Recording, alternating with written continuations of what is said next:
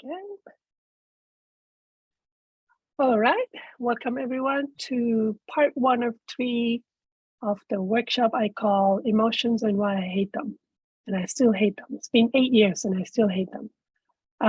So in this workshop, which is by discussion, we'll bring up some ideas and then we'll start to talk about what you have learned from your own environment about why you don't like emotions or don't like some emotions.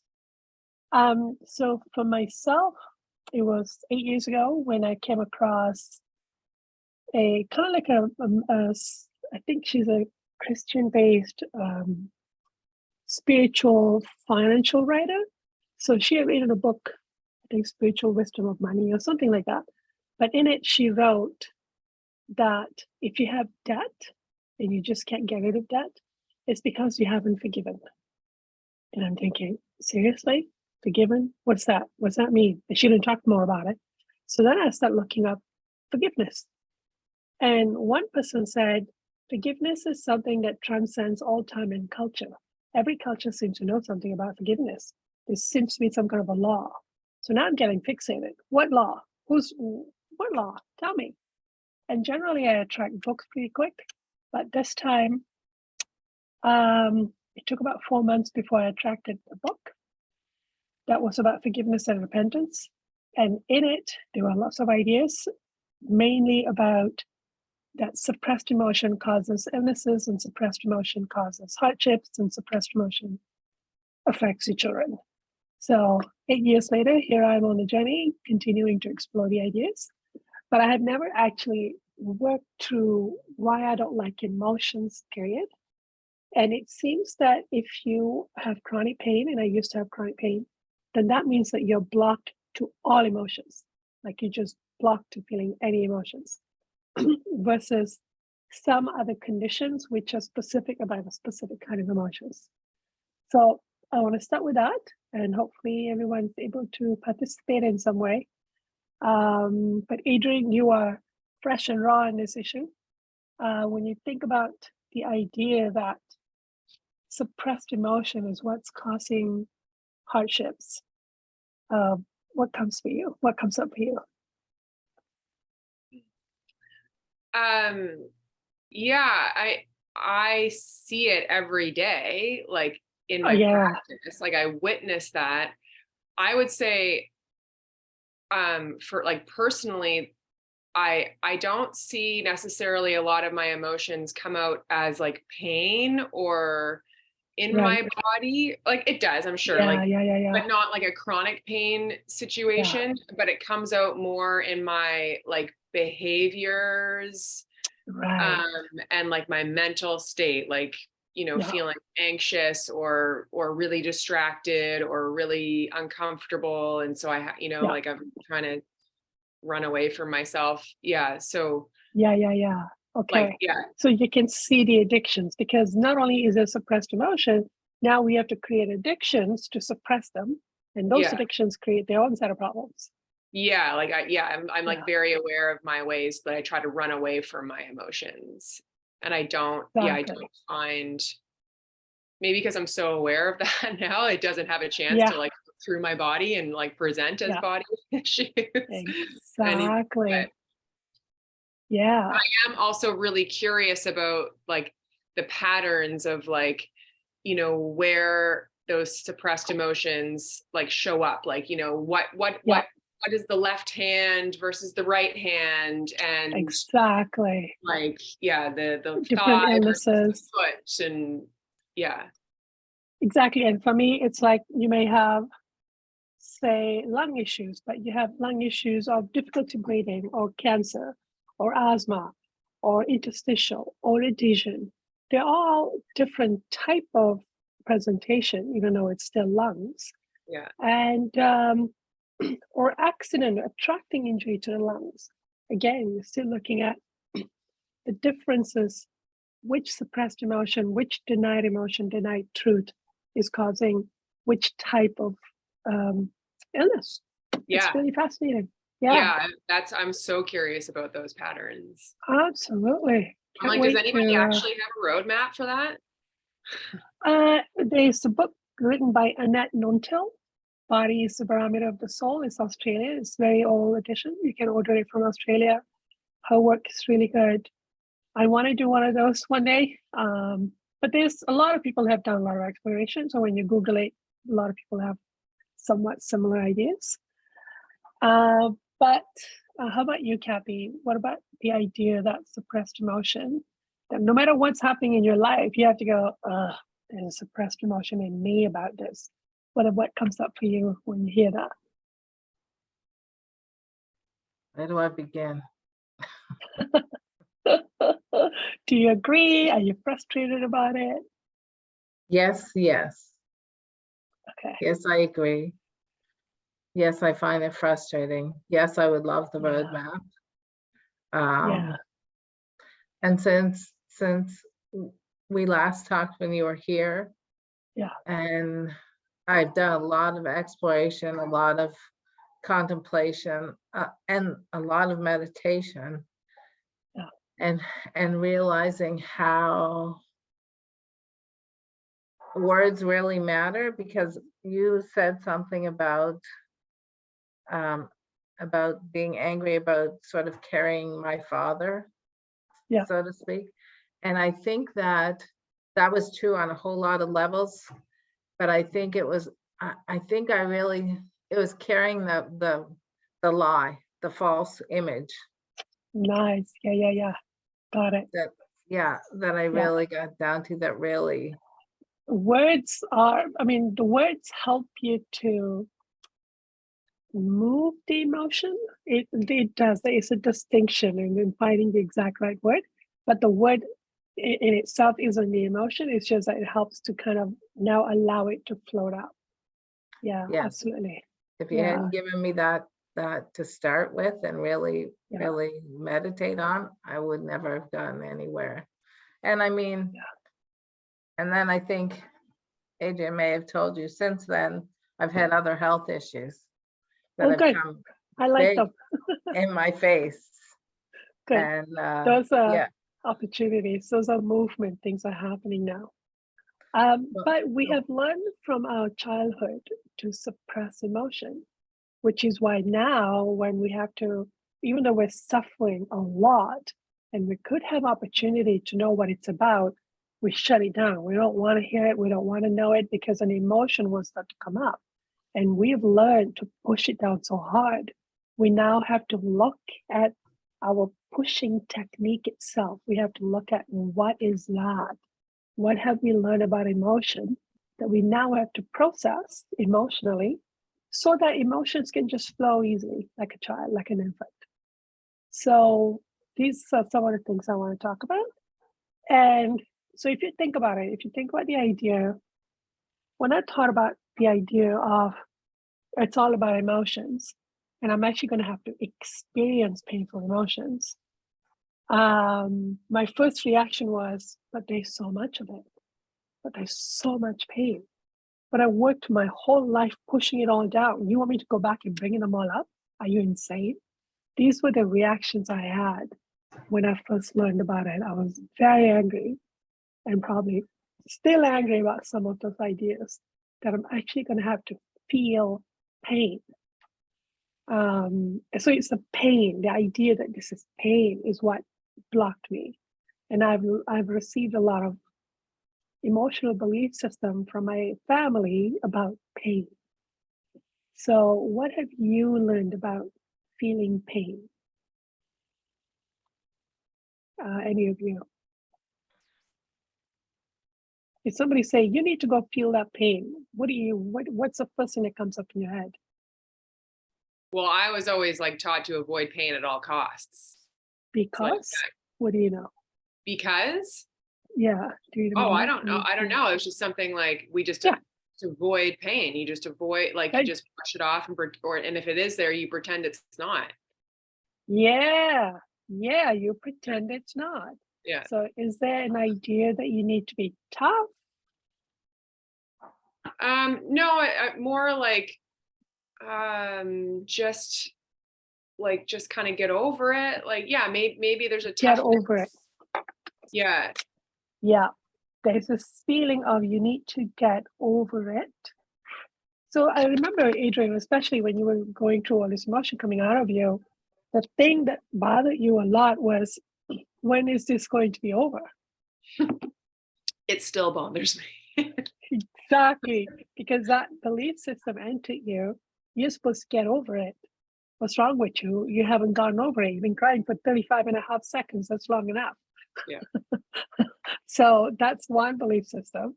How about you, Kathy? What have you learned about feeling pain from your family? The same, pretty much. You suck it up, you keep it to yourself. It's nobody else's business. Okay.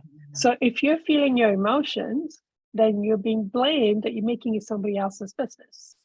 Yes, yeah, you don't, I mean, every emotion. Now, I'm saying every emotion, and then I was a very affectionate, loving kid, and I was told to knock that off. There's no need to be a leech. Like, it wasn't just the if you were Yeah. sad or upset, it was all of them. Yes. Yes. Even if you were loving, you were being a do-gooder or better than thou. And Yes. yeah. Oh Yeah, yes, yeah, I yeah. was called the bleeding heart do-gooder by my dad. It wasn't Okay. nice. There you go. How about you, Cheryl? What did you learn about if somebody to say you need to go feel that pain, what comes up for you?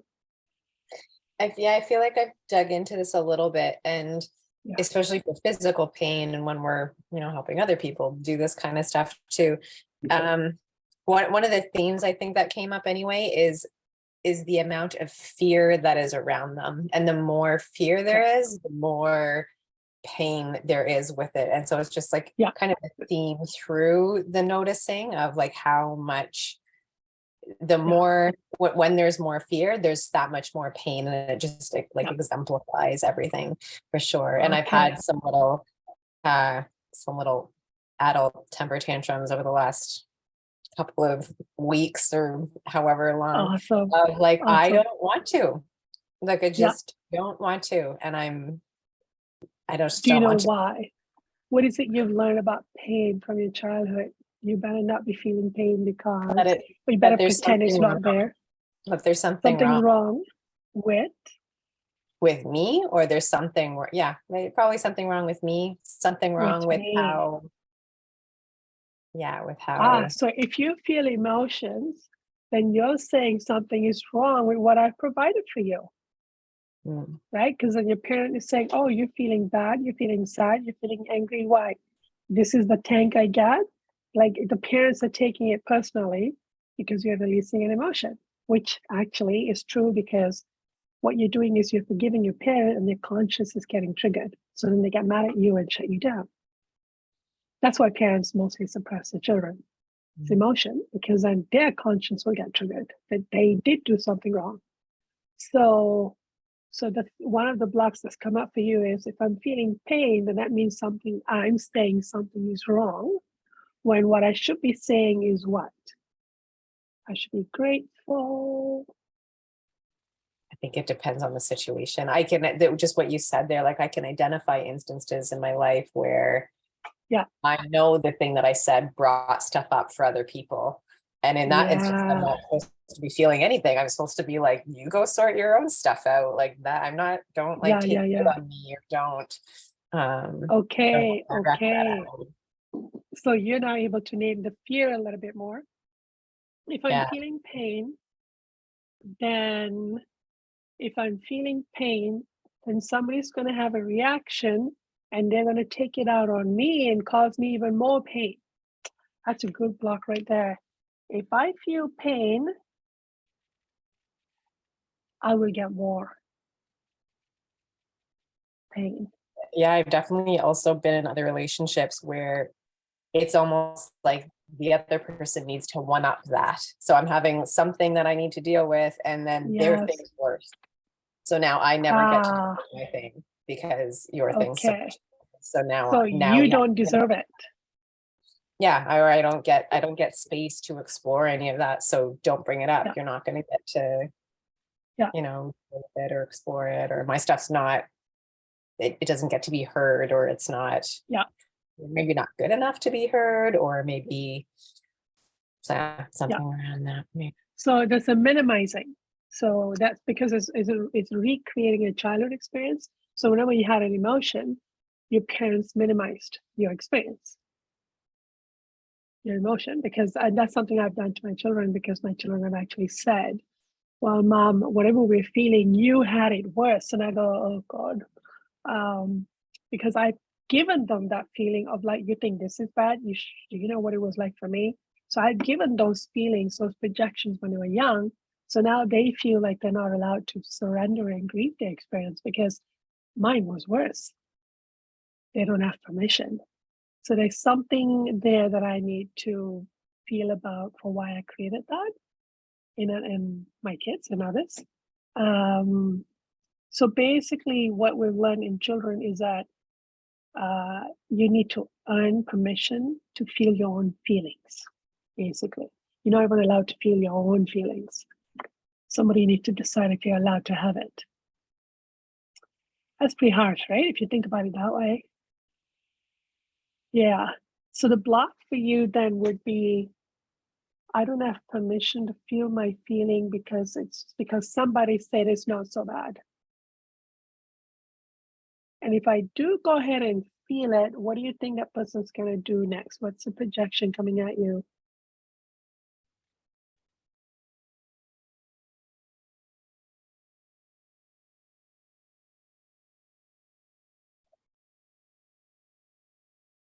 I'm trying to think of like particular scenarios of that. Yeah. And the thing is, like, I don't necessarily believe that. It just ends up being like, okay, I don't deal with my things with you. Like I need to like go be Right. by myself I and will go away. Yeah, exactly. Yeah. a retreat. For me, it would be like not doing that with them or not airing my grievances or whatever it Yeah. is. But in terms of, Yeah. do you mean reactions from them? I'm not sure. Maybe I'm not really So sure. if you had gone ahead, if let's say you're having a conversation with somebody, emotions got stirred, and you decided in that conversation while the person is still in the room, you're going to go ahead and feel your emotion, even though they're saying, well, that's not much. I'm feeling worse than you. And you're saying, that's okay. I'm going to keep sitting here and crying about what I'm feeling. If you continue on with it, right there in the group, in that context, what do you think will happen next? What do you think the person will then say to you? I don't know. Because you're not bothering anybody. I don't know if I've done it. I don't do it. I'm like, Exactly. okay.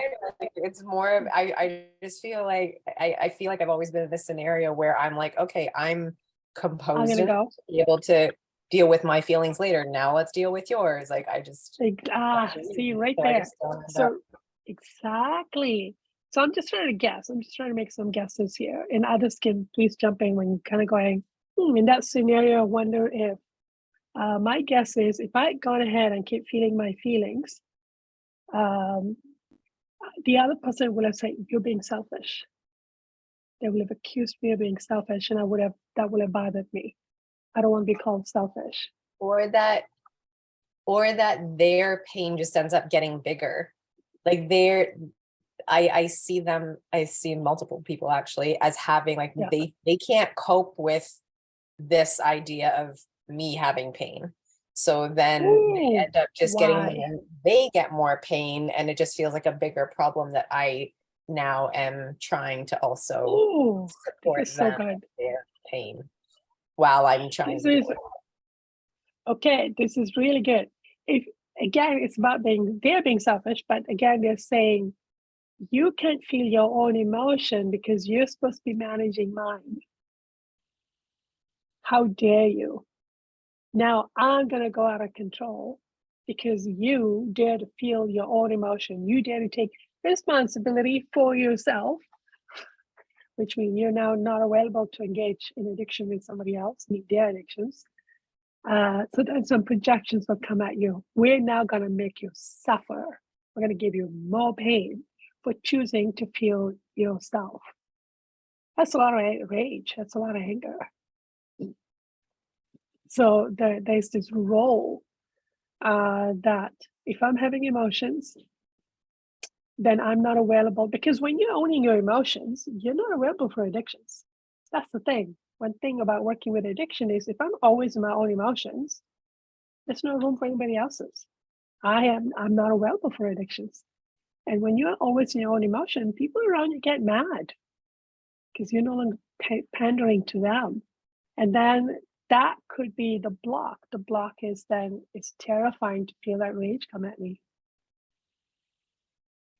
So then always take it back to childhood, going, okay, so as a child, when I'm feeling my emotions, I will be given even more pain. You know how it is when, parents will say, if you're crying, I'm going to give you something to cry about. So now you're going to be punished for having your own emotions. So now that's a block. This fear of if I feel my pain, I'm going to get more pain. It's the block to work through. So that's a beautiful example. Others, Erica, do you have some ideas? What would happen if you were to feel your pain?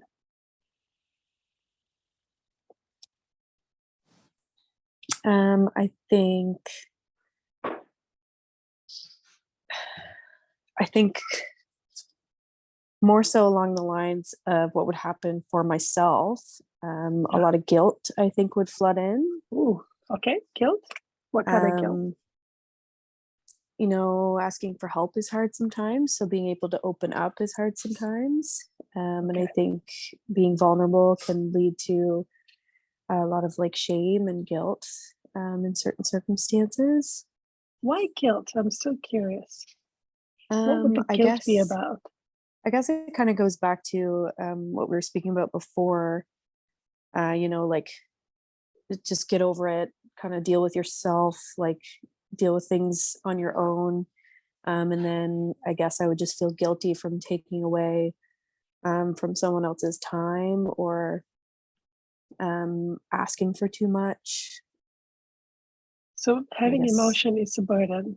I'm a burden to others when I'm having emotions. Okay. So, I mean, these are kind of like emotional blackmail technique that are still being used against us to shut us down. Even though you're feeling your emotions by yourself now, you still feel like, oh, I'm being a burden, and there's something wrong with being called you're being a burden, which is a way of saying you're being selfish.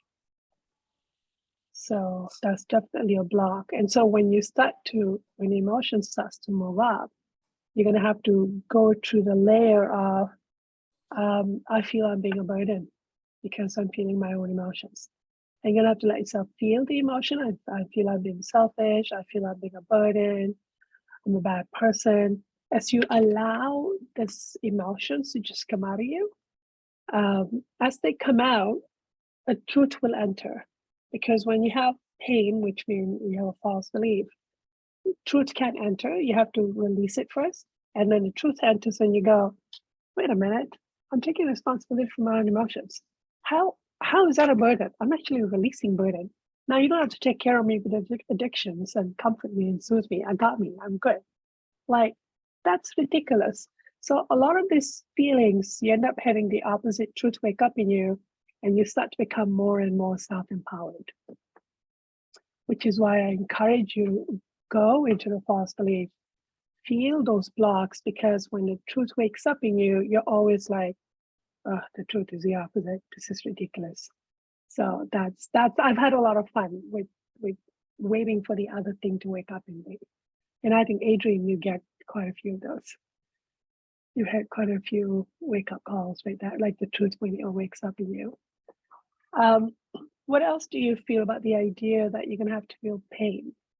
One of mine is, if I'm feeling pain, it's because I deserved it. I am to blame. It's my fault.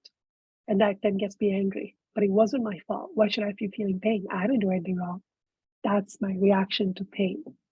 So, because whenever pain was given to me, somebody justified that I deserved it for doing something wrong. So I equate pain and negative emotion with, you're a bad person, you deserve this punishment. So I see it as punishment. So I'm very, very blocked to processing emotions because of it, because I don't want to feel the shame that I'm to blame. Others? What else do you feel about having to feel pain?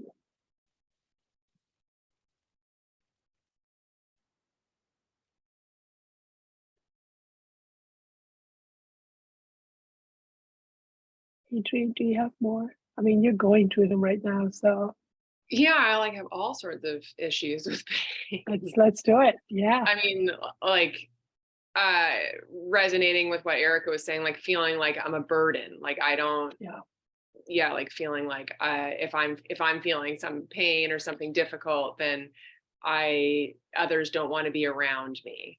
Like I'm a burden Okay. now. Like I just need to just need to push it aside so I'm better to be around or happier to be around or easier to be around. Like if I'm feeling Yeah. pain, I'm a burden and I don't know, like Alone. yeah, or just like I'm not okay. I'm not okay. Like I'm not wanted, maybe. I'm not wanted. Yeah. Feeling Yeah. pain. And it's your job to be okay, just like what Erica just said there, or actually Cheryl just said there. It's my job to make other people okay. So if I'm having an emotion, how am I going to make them okay? Yeah. Yeah. And then I definitely have felt that kind of like projected like anger or like, like a guilt trip of like, come on, just be happy again. Like, so everybody can play their roles and keep pretending. That's right. Yeah. Yeah. And you will attract, it's part of the law of attraction, to attract a recreation of that event that happened in childhood when emotions were blocked. So basically the whole thing gets played out again. And then once you every single time or just once the it's general released, theme. once that block is released, you don't attract it anymore. Once that block of what's wrong with you, you're sad again. That feeling of like, oh, when I feel an emotion, something's wrong with me. Okay, that's a block. That's how I was treated. So I'm just going to let myself feel something's wrong with me because I have an emotion. Yeah. I'm unpleasant to be around. I'm a burden now. So once that's released, nobody notices you when you're in your emotion after that. It's no longer law of attraction. Because the events, the emotions that suppressed emotion are the blocks. And those are like a lattice that has to be removed. And then everything is just flowing all the time. And unfortunately, to start with being emotional, because we have a backup of suppressed emotion, it starts with the pain bit. The pain has to come up, and now there's room for what you want to create, which by then are generally nice things. You don't create pain for yourself. You work too hard to get there. But that generally, from what I've learned, I don't have this experience yet for myself.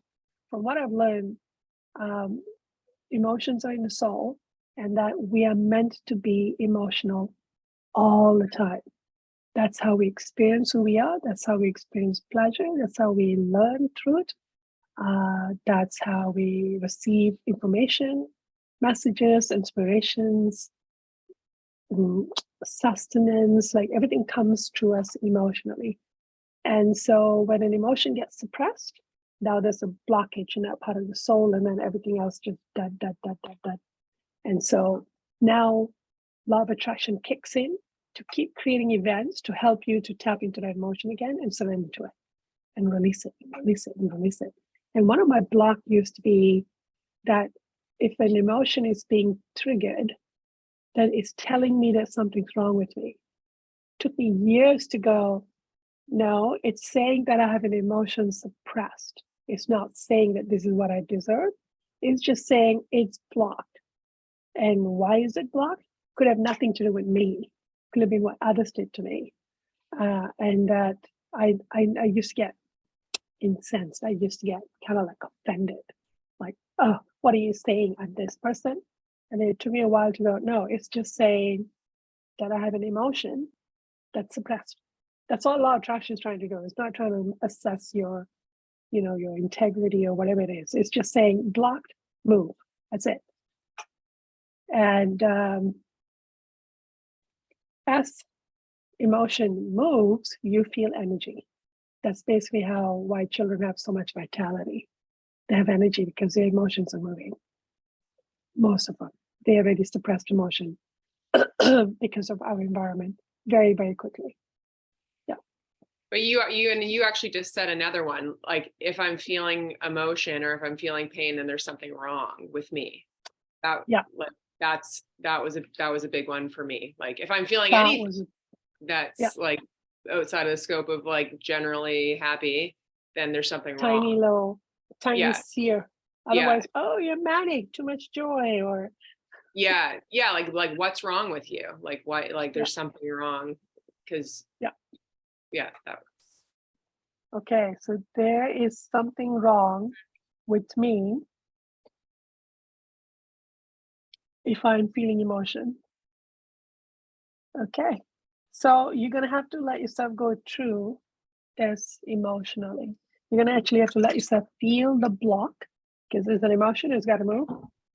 There's something wrong with me if I'm feeling emotions. Something is wrong with me. Something is wrong with me. Something is wrong with me. And you just let that come out of you. And at first you feel weird going, but I'm accepting that something's wrong with me. What if I find out something is wrong with me? This is scary. So it takes a bit of faith and courage to just let yourself go through it. One of mine that's really annoying is distraction.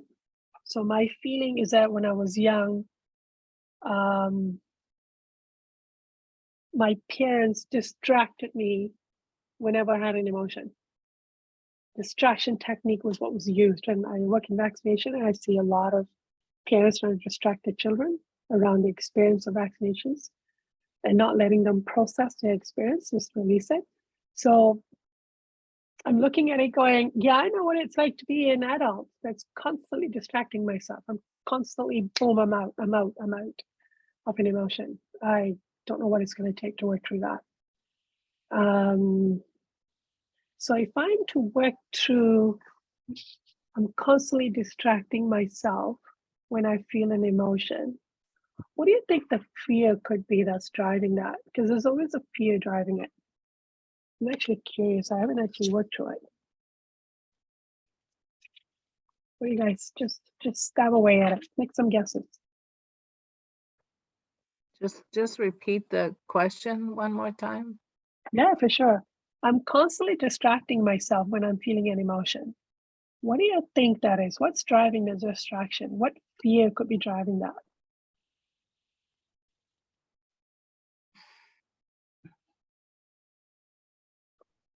well, it seems like a lot of what we've already kind of touched on. Like if I'm distracting myself because I don't want to feel emotion, like it Yeah. could be any of those things. I don't want to feel my Could emotions be 'cause anything. there's something wrong with it. I'm going to get in Right. trouble. I'm going to get put in the corner. I'm going to, like I feel like all those, like isn't distraction just kind of a bit of a technique to avoid Oh yeah. the Huge. emotions? I just tapped into something. If I feel an emotion, I'm embarrassing my mother. And that was big for her. So if I'm in a public place and I start crying and I Mhm. won't stop, she's being embarrassed. Yeah. And that always brought a violent response from her. So I can see that now, that if I better distract myself and get out of it fast, because otherwise she's gonna get embarrassed and then that's gonna be rage. So the fear is rage from a woman. If I stay in my emotion because I've embarrassed her in public. How many people relate to that one? If you embarrass your parents in public, what do you think happened to you? What do you remember? Or even in front of your dad, if your mom's the primary caregiver, and then in front of your dad, you're having a meltdown, how do you think your mom's going to look like to your dad? What projection is going to come? Yeah. What do you guys think? Erica, what would happen if you had emotions in public? How would your parents feel? I definitely would have been picked up and swooped out of there quickly. Okay. Wherever, so you can feel your it would have parents are been. embarrassed. Yeah. Yeah, and then probably spoken to afterward about how to behave in public. And Okay. So you what's will have expected of experienced, me. okay. So rejection, Mhm. something's wrong with you, you have failed, societal morale. And what happens to, why are your parents invested in that appearance? Their parents.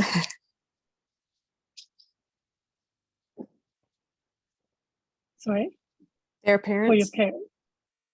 Their They're parents good had the parents? same kind of, yeah, they had the same Oh, kind their of parents. expectations of them. Yeah. Yeah.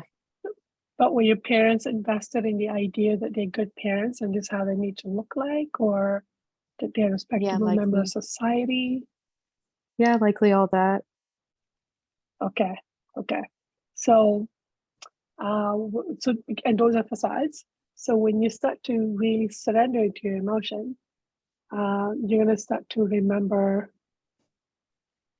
that guilt, probably guilt will start to come up, or shame that I have now embarrassed my family, and you're going to lose face because of it. So that's a good one. How about you, Adrian? If you were to have emotions in public? Well, I don't ever remember having emotions in public. Like I don't like, I just didn't do that because it probably Okay. was so suppressed. But something that like kind of resonated a little bit more, like if I feel my emotions, I'm not that I'm going to embarrass my parents, but if I feel like, it was more like, don't cry, you're making mommy sad. Oh, yeah. So Okay. like if I'm upset, then that's going to upset my parents, and then now I'm making my parents sad, and so I better not Which is feel. supposedly a bad thing. Yeah. Yeah, like it's like now I'm Okay. like this taking responsibility Yeah. for, like, now I'm responsible for their emotions. So yeah, I feel like Okay. less rage, or less like embarrassment, and more guilt trippy, I guess. Yeah. Yeah. Okay. I can remember projecting at my kids, you're making me look bad. Yeah. So there's something about looking bad that I have a facade about, that I need to look good or proper or something, or some kind of a facade. Because as a parent, unfortunately, we also have to look at ourselves. And because in order to kind of like, you have to unwind the whole thing, and you start with you now and then go back. So you have to start with what I'm doing, what I've done as a parent, which actually by doing that, you're actually finally giving your kids permission to feel what they feel. Until then, they can feel you still pushing at them, even though they're adults. But once you start to feel about how you were wrong and what you did to your kids, they start to feel like they're allowed to feel what they feel. We're no longer minimizing or denying their emotional experience. Yeah. It still took time though for me to get to this place. And there's still some emotions that when they feel it, I can feel myself getting frisky and angry. How dare you? Still came up last night. It's so good. And the instant I go, I need to feel about this emotion, I walked out, boom, boom, things happen. And I walked back in going, that was 30 seconds. Like, boom, just like that law of attraction event to trigger the emotion. So it started with me feeling angry, and I knew I was doing that. And I was like, just trust the process, you'll find the cause. And I found the cause, and I was like, oh, I'm embarrassed. Yeah, I'm a bad parent. Okay, got it. But that's just an emotion, and you can work through that. Other blocks we have towards feeling emotion. I have felt that this is a waste of time. I should be doing something a little more productive. Who has that? Mhm. Yeah, feeling emotion is a waste of time. You have that, Cheryl. What else have you got around that? Nothing's going to come off it. Who has that? Yeah. Nothing's going to change. Nothing's going to come out of weeping. Don't cry over spilled milk or some such thing, right? There's no benefit to it. What else?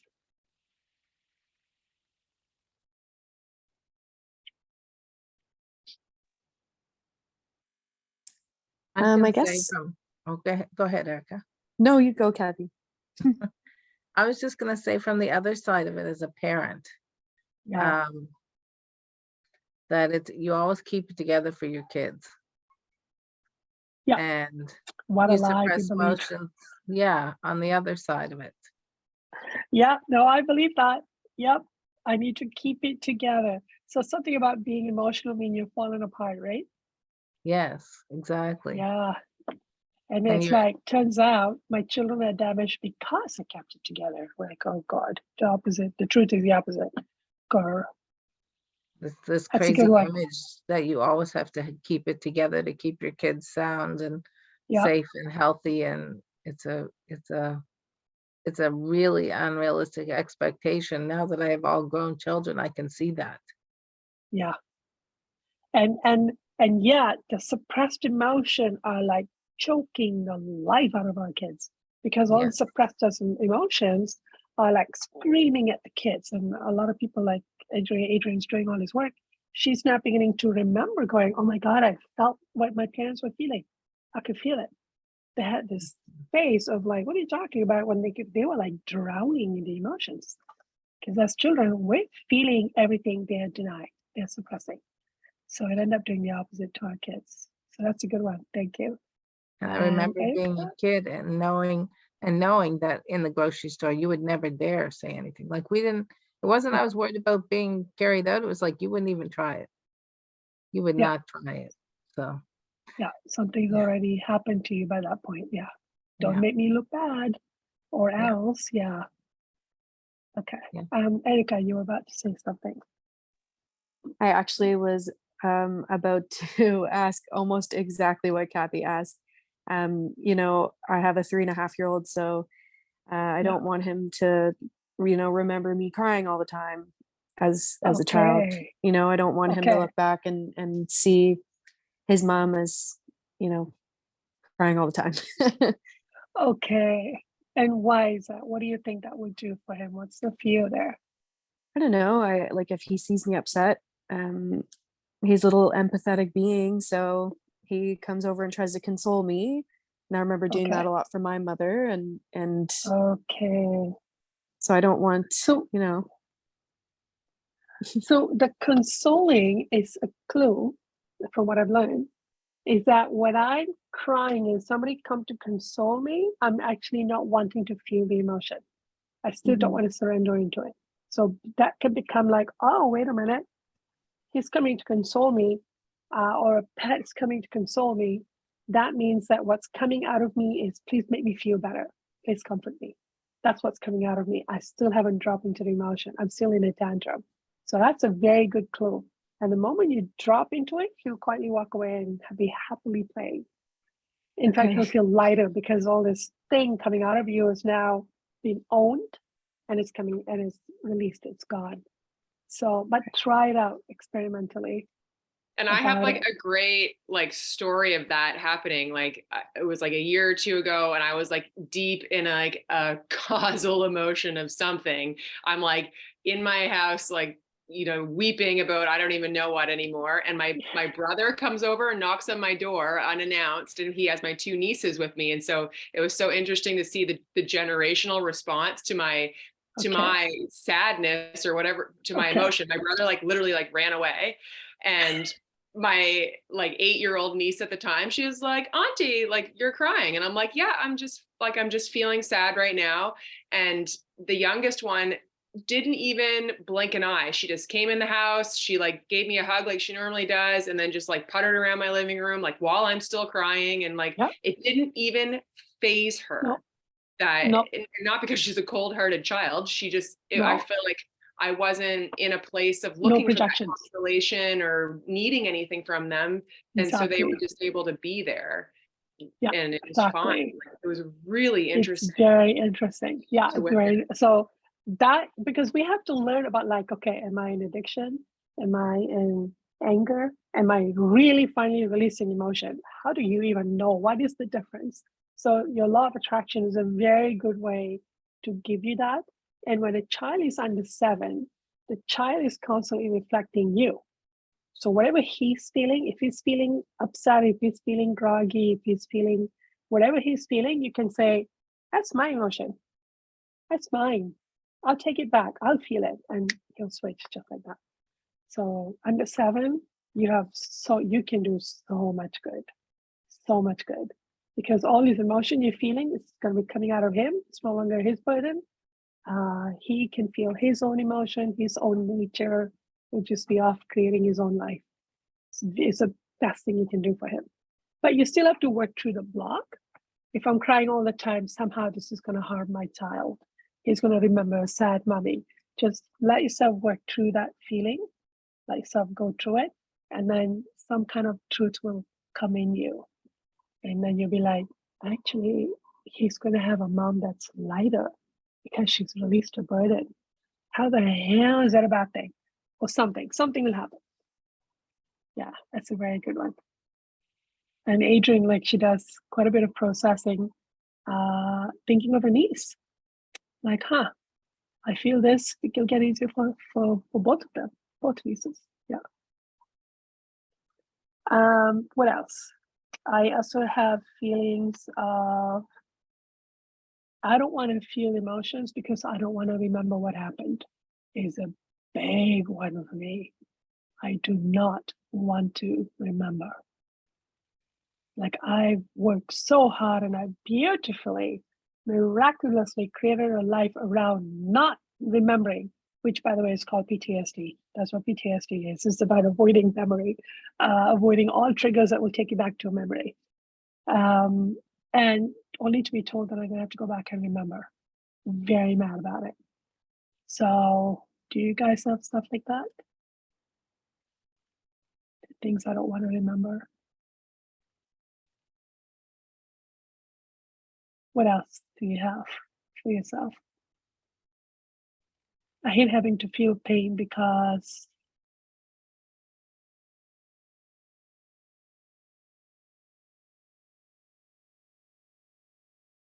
I found it interesting that you said about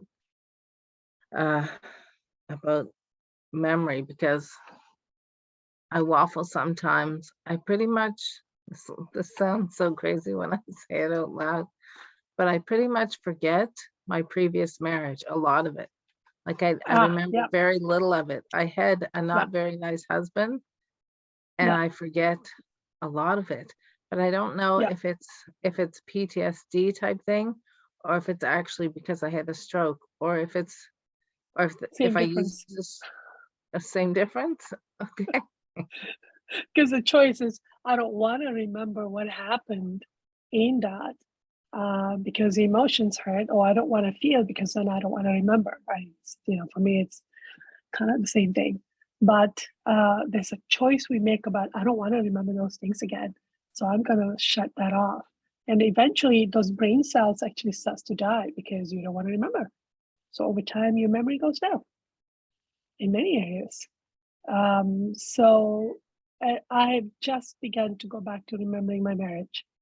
But because in the process, I've developed quite a bit of resilience in being able to cope, I'm able to remember more and more now of my marriage, which, by the way, is also me remembering my children when they were babies. Like, that's precious. I'd thrown that out together. That was terrible. There were some good things in it. Yeah. And also by doing that, I am now honoring that young woman and her resilience and her courage, and I can now remember and celebrate her. So even though I remember terrible things, I'm also remembering the child that went through it and the adoration I have for that child, for that person who went through it. So hopefully, Kathy, that will encourage you to go back and find you. You're missing when you don't remember things. But you got to feel, I hate that I'm going to have to remember things that I swore to myself I would never go back to. Those are some blocks some people have. And I think something like that people just don't talk about, like, nobody talks about the benefits of feeling your emotions. Like, it's just kind of like totally unknown. It was unknown to me. So even you saying that, like, Kathy, you're, like, if you go back and remember these hard things, you're actually going to remember some beautiful things too, probably, that have been shoved away as well at the same time. Like, nobody ever talks about the benefits of feeling. Like, so we just don't know. We just don't, like, why go through all this pain of feeling my feelings, and what on earth am I going to get out of it? Like, Exactly. yeah. Exactly. And those were what we learned from our environment, that there's no point to feeling. And then as you courageously go through some of them, then you start to go, I feel lighter. I'm not as needy. I'm not as able to be manipulated because I'm in my own emotions. I can feel truth. And I mean, you get rid of a lot of your addictions, which to me is what drives me. And yeah, you find your own nature back when you do this kind of work. But you do have to go through what you've already created to block it. You do have to identify your blocks. You got to name them, and then you got to tantrum them out. You got to work through. One time, I was having kidney infection, and I was literally pissing blood. The toilet would be red with blood. That's how bad my kidney infection was, and I needed to be in hospital. But I said to myself, I can do this. I am one more day. If I don't find it, I will go to hospital. Basically, I just have to know what I'm denying. Once I know what I'm denying, the health can change. So then I had a nightmare. It was really disgusting. Ugh, I don't want to go through it. But I took a piece of paper and started working through the nightmare. Made me feel sexual shame. And I go, oh, you've got to be kidding me. I know what this is about. I'm going to have to go back and remember all those abuses so I can process sexual shame. Oh, it took me 8 months to get over how angry I was about just that one thing. 8 months, I was mad, though my kidneys got better in an hour. Like, you got the issue. And I started tantruming. I'm so angry. I'm going to have to go back to my experiences and re-experience them so that I can emotionally release sexual shame. Angry. 8 months to work through the anger. Smoke coming out of everywhere. And then I finally said one day, okay, fine, let's do it. Whatever. So enough anger has been physically released, but there's room for a choice. So then a whole bunch of the processes started to happen so that I can even go through the experiences.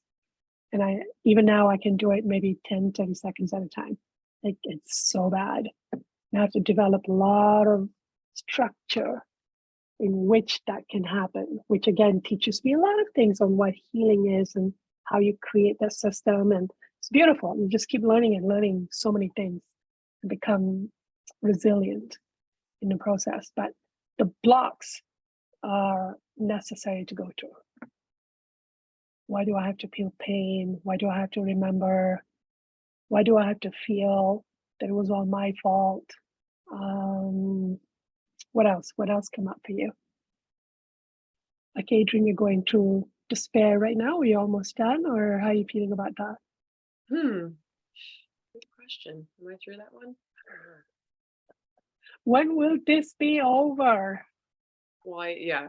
Does that go away? I think the big one that I'm working through right now is like, is like that feeling like a burden, feeling like I'm not accepted if I'm in an Nice. emotional state. That's So you and Erica have that one in similar.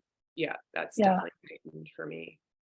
But and Okay. I think, you know, another block I've had, like at the very beginning, was like, I don't even know how to feel my emotions. Like, No. I was so disconnected from them, and I'm Yeah. like, I don't Yeah. like, True. yeah, I don't even know what I'm feeling. yeah, so numb. yeah, Yeah. yeah, so numb, yeah. Absolutely.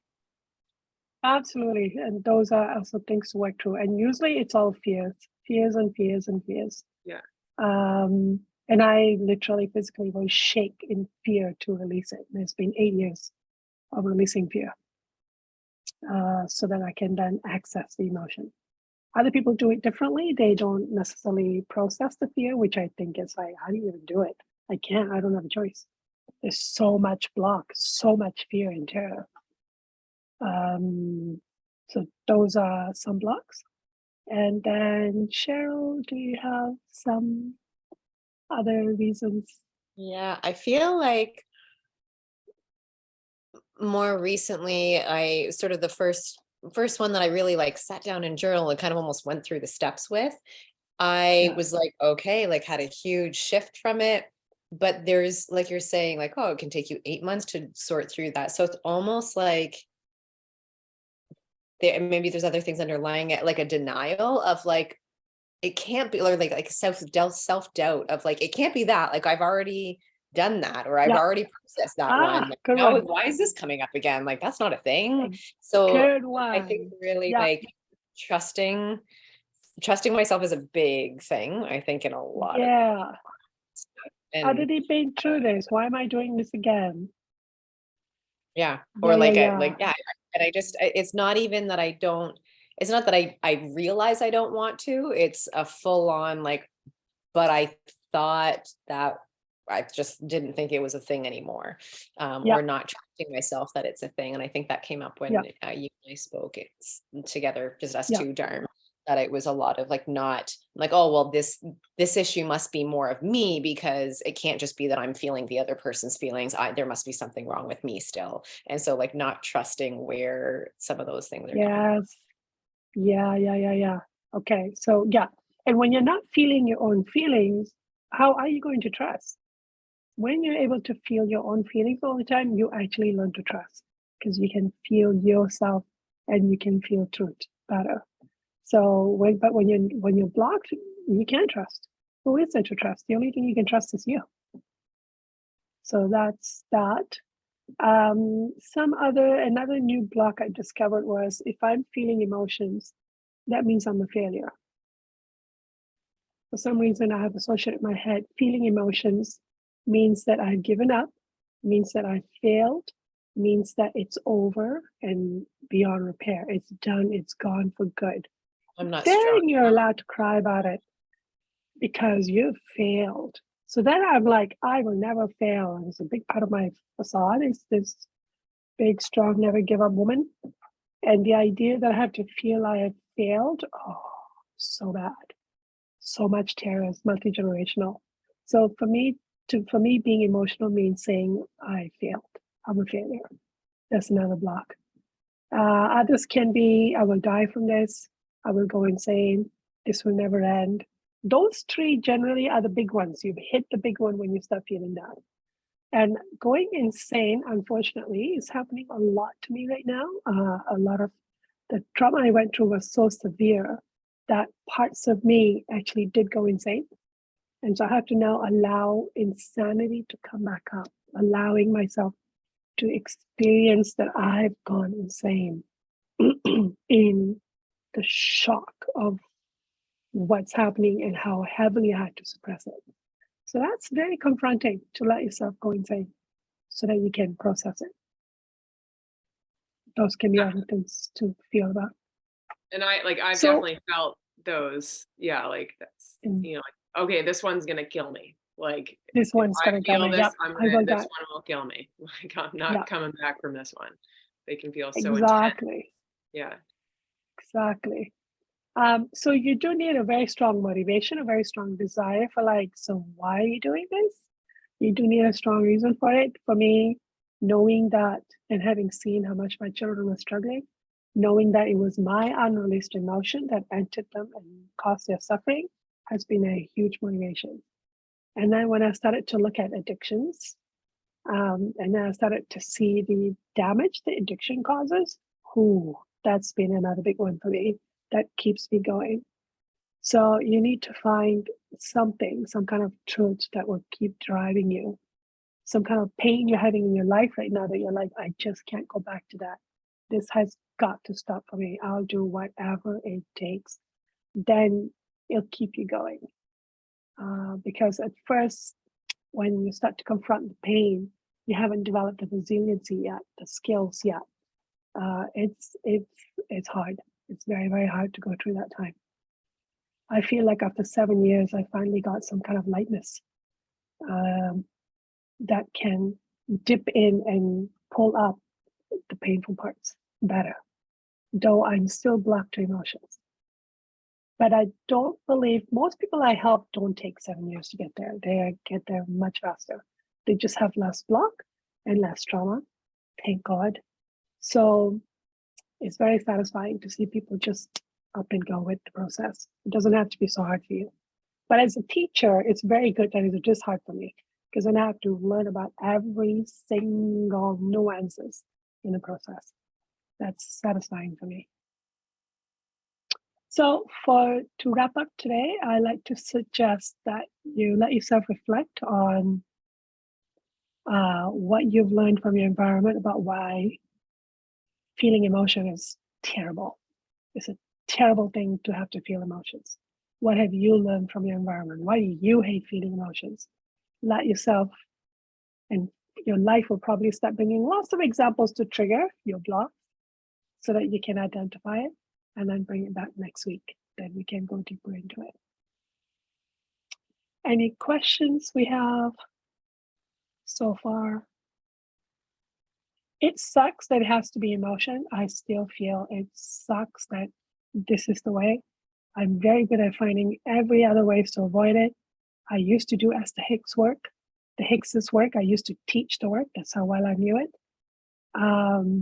I've tried everything to avoid emotions. I really hate it that it's about emotions. I still hate it. It's awful. Because what I have to go through to release it is pretty terrible. It's terrible. It's unfair, but that's out of my system. It's like, yeah, whatever. Done and done.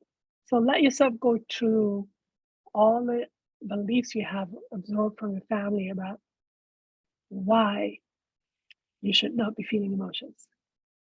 Another one I have is that I'm unwanted because I'm a girl. I need to be like a boy. And if I'm soft and touchy, then I'm just being a girl. And I am not that. So there's this injury around being this illusion we have that emotional is feminine when actually both gender feel emotions. And that I need to appear weak. Basically, if you're feeling emotion, you're weak, you're just a girl. That's another block I have to work through. You're too sensitive or whatever. Yeah. Okay. So I will see you guys next week.